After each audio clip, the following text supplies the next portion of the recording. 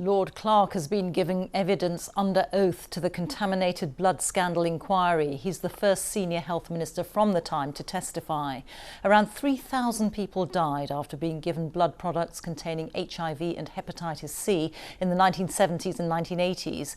We can speak now to Jim Reid, who's outside the inquiry for us. Jim, what's Lord Clarke been saying?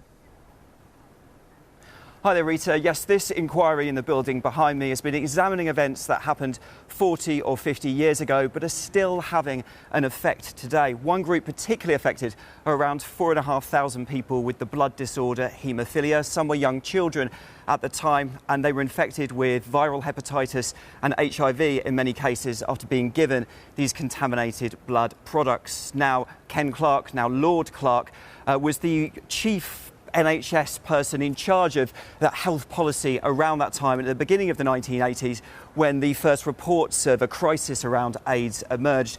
Giving evidence this morning, he said when he joined that department back in 1982, it was not clear and he never expected a problem like this to arise.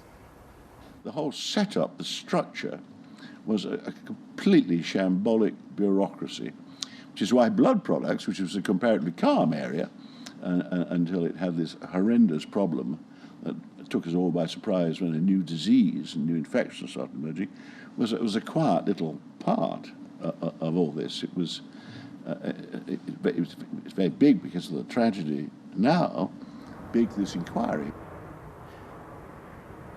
So Lord Clarke is going to be giving further evidence here, detailed evidence, for the next 3 days at this inquiry. It's important, very much so, for the families, the relatives of people who've lost their lives and the survivors, not just because of the detail of which he's providing, but also because of the principle here. This is the first time such a senior minister has been giving evidence under oath at an inquiry like this.